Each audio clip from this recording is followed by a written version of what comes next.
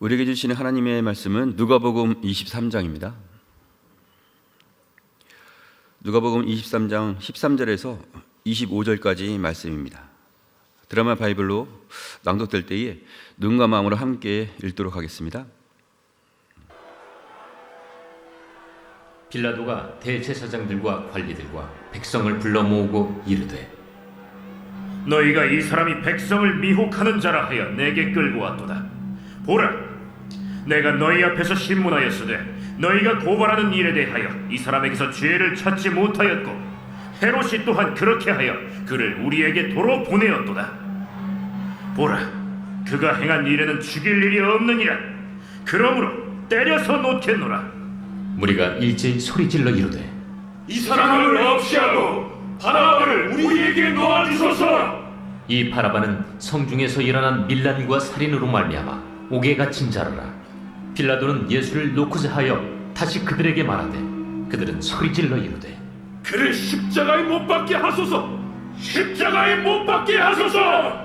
빌라도가 세 번째 말하되, 이 사람이 무슨 악한 일을 하였느냐? 나는 그에게서 죽일 죄를 찾지 못하였나니 때려서 놓으리라. 하니 그들이 큰 소리로 재촉하여 십자가에 못 박기를 구하니 그들의 소리가 이긴지라. 이에 빌라도가 그들이 구하는 대로 하기를 언도하고 그들이 요구하는 자 곧 밀란과 살인으로 말미암아 옥에 갇힌 자를 놓아주고 예수는 넘겨주어 그들의 뜻대로 하게 하니라. 아멘. 오늘 말씀의 제목은 우리의 신앙 자세입니다. 우리 함께 따라해 볼까요? 우리의 신앙 자세. 예수님은 잡히시고 나서 무려 5번의 신문을 받게 되었습니다. 먼저 대제사장에게 신문을 받으셨고, 그 다음에는 공회에 가서 신문을 받으셨습니다. 그리고 빌라도 총독에게 신문을 받으셨고, 헤롯에게 넘겨졌다가 다시 빌라도에게 신문을 받게 되었습니다. 이러한 신문의 결과는 무죄였습니다.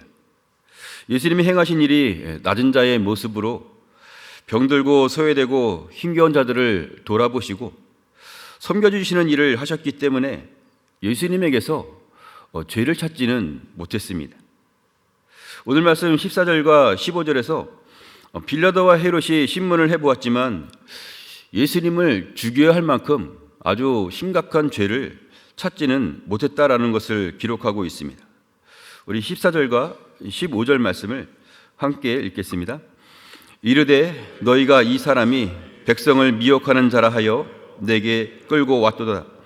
보라, 내가 너희 앞에서 신문하였으되 너희가 고발하는 일에 대하여 이 사람에게서 죄를 찾지 못하였고 헤롯이 또한 그렇게 하여 그를 우리에게 도로 보내었도다. 보라, 그가 행하는 일에는 죽일 일이 없느니라. 아멘. 예수님은 로마 정부에 대해서 대항하는 말을 한 적도 없고, 또한 유대인들을 선동을 해서 시위를 한 적도 없었습니다. 하나님의 아들로서 해야 할 일을 한 것뿐인데, 문제는 사람들이 이 예수 그리스도를 믿지 않았다라는 겁니다. 이는 단순한 믿음이 없다는 것으로 끝나지 않고 악한 세대가 하나님을 등지고 있고, 이 사단의 권세가 사람들의 마음을 사로잡고 있다라는 것을 보여주고 있습니다.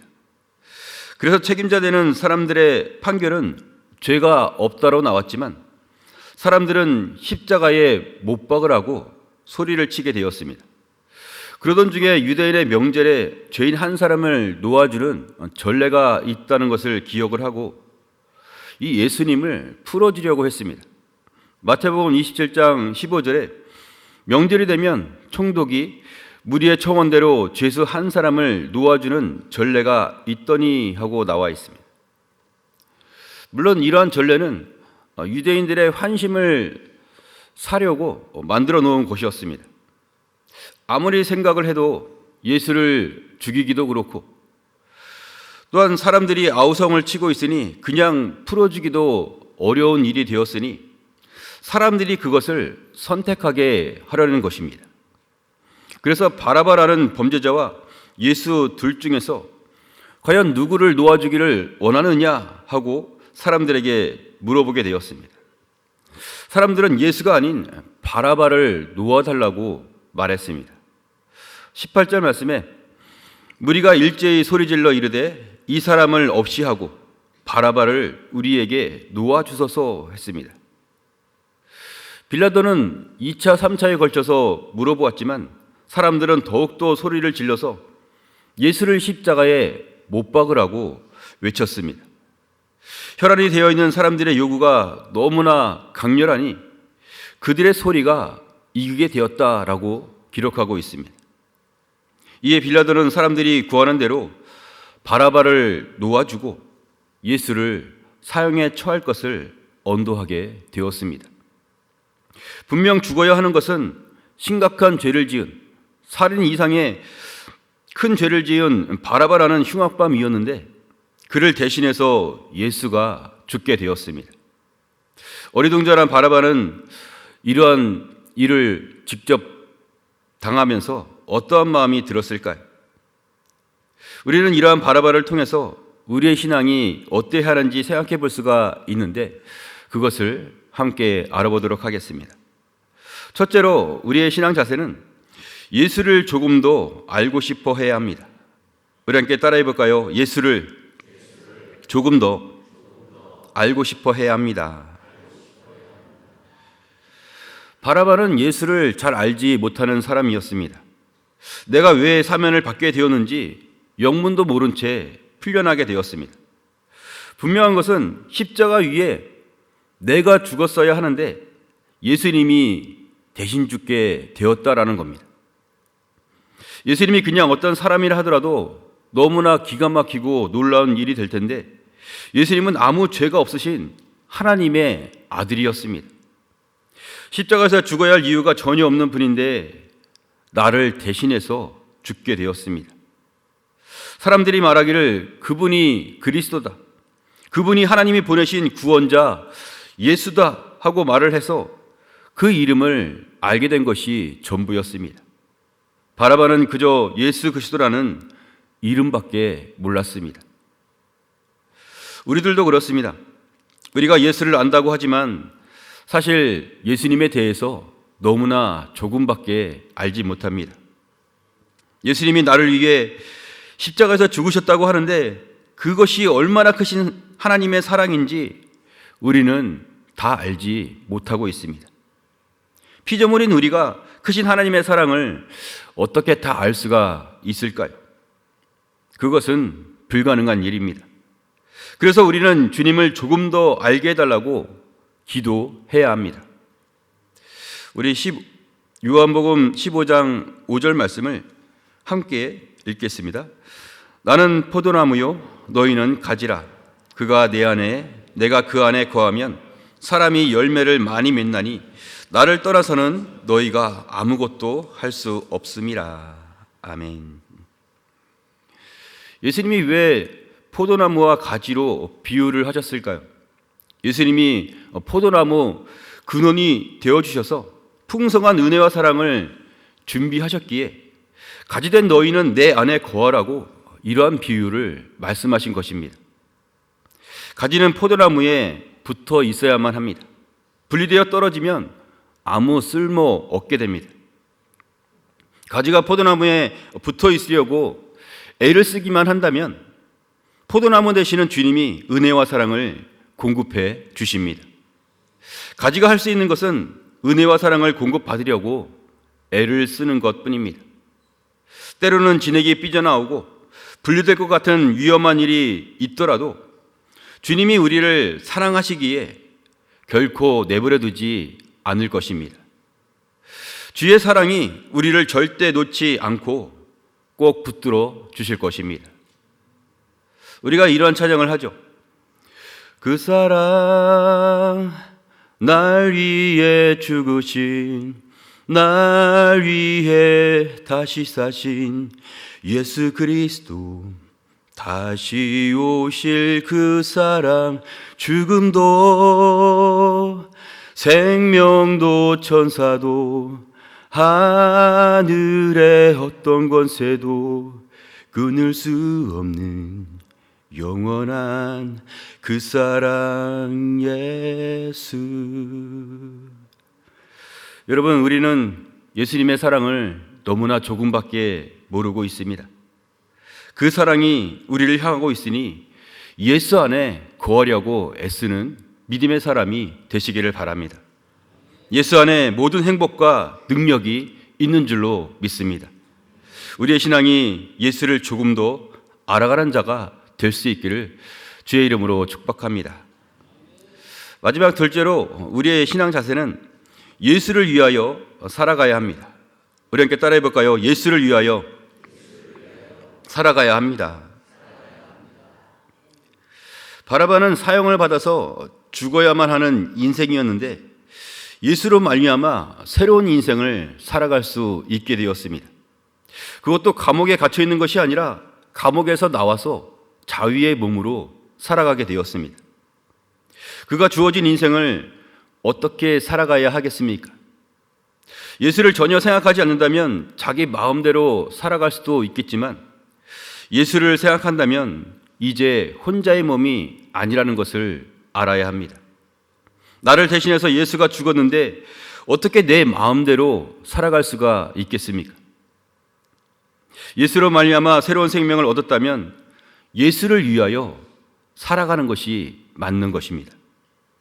로마서 1장 5절과 6절 말씀 우리 함께 읽겠습니다. 그로 말미암아 우리가 은혜와 사도의 직분을 받아 그의 이름을 위하여 모든 이방인 중에서 믿어 순종하게 하나니 너희도 그들 중에서 예수 그리스도의 것으로 부르심을 받은 자니라. 아멘. 우리는 예수 그리스도의 것으로 부르심을 받은 사람인 줄로 믿습니다. 우리가 죄인 되었을 때에 영원한 형벌을 받아야 했는데 예수 그리스도의 사랑이 우리를 다시 살게 하셨습니다. 그렇다면 우리 인생은 예수를 위하여 살아가야 합니다. 그런 인생이 가장 값진 인생이요 의미 있는 인생이 될 것입니다. 우리 주 예수님은 수많은 역경과 실제로 목숨이 끊어지는 고통 속에서도 우리를 위하여 구원의 일을 완성하셨습니다. 십자가의 모든 고통을 다 참아내셨습니다. 우리들도 예수를 위하여 힘을 내는 자가 되시기를 바랍니다. 빌립보서 3장 13절과 14절에 형제들아 나는 아직 내가 잡은 줄로 여기지 아니하고 오직 한 일, 즉 뒤에 있는 것은 잊어버리고 앞에 있는 것을 잡으려고 표대를 향하여 그리스도 예수 안에서 하나님이 위에서 부르신 부름의 상을 위하여 달려가노라 했습니다. 바울은 누구보다 예수님에 대해서 잘 알고 있는 사람이었습니다.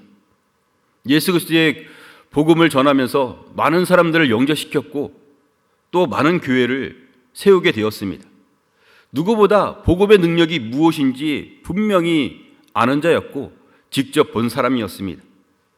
그러나 나는 아직 내가 잡은 줄로 여기지 아니한다라고 고백을 했습니다. 바울이 왜 이런 말을 했을까요? 바울에게는 목표가 있었기 때문입니다. 바울이 많은 교회를 세웠지만 이 정도면 충분하다로 여기지 않았습니다. 바울의 목표는 예수님이 다시 오시는 그날이었습니다. 마지막 그날을 표대로 삼아서 달려가는 것, 그것이 예수를 위하여 살아가는 자의 모습인 것입니다. 우리들도 표대를 향하여 달려가는 자가 되시기를 바랍니다. 여호와를 앙망하는 자는 새 힘을 얻게 된다라고 말씀을 하셨으니 표대를 향하여 달려가는 자에게 새 힘을 부어주실 것입니다. 우리 주님 다시 오시는 그날까지 다른 박질하여도 곤비하지 아니하도록 우리 주의 성령이 우리와 함께 하실 것입니다. 할렐루야. 말씀을 맺겠습니다. 오늘 말씀은 흉악한 바라바는 놓아주고 그를 대신하여 예수님이 사형에 처하게 되는 것을 함께 보았습니다. 우리는 이러한 바라바를 통해서 우리의 신앙 자세가 어때야 하는지 알 수가 있는데 우리의 신앙 자세는 첫째로 예수를 조금 더 알고 싶어 해야 합니다. 둘째로 예수를 위하여 살아가야 합니다. 우리에게도 이러한 마음이 있기를 바랍니다. 제가 오래 사역을 하는 이유도 제 마음의 진짜 이유는 예수를 조금 더 알게 되는 것입니다. 예수님의 사랑이 얼마나 진실한지, 얼마나 내 영혼에 만족함을 주는지 알기 때문에, 그런데 그 사랑을 너무나 조그마나서 너무나 안타깝습니다.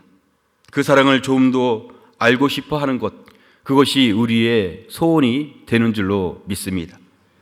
예수님의 그 십자가 사랑을 분명히 알고 예수를 위하여 좀 더 힘있게 살아갈 수 있는 우리 모두가 될 수 있기를 주님의 이름으로 축원합니다.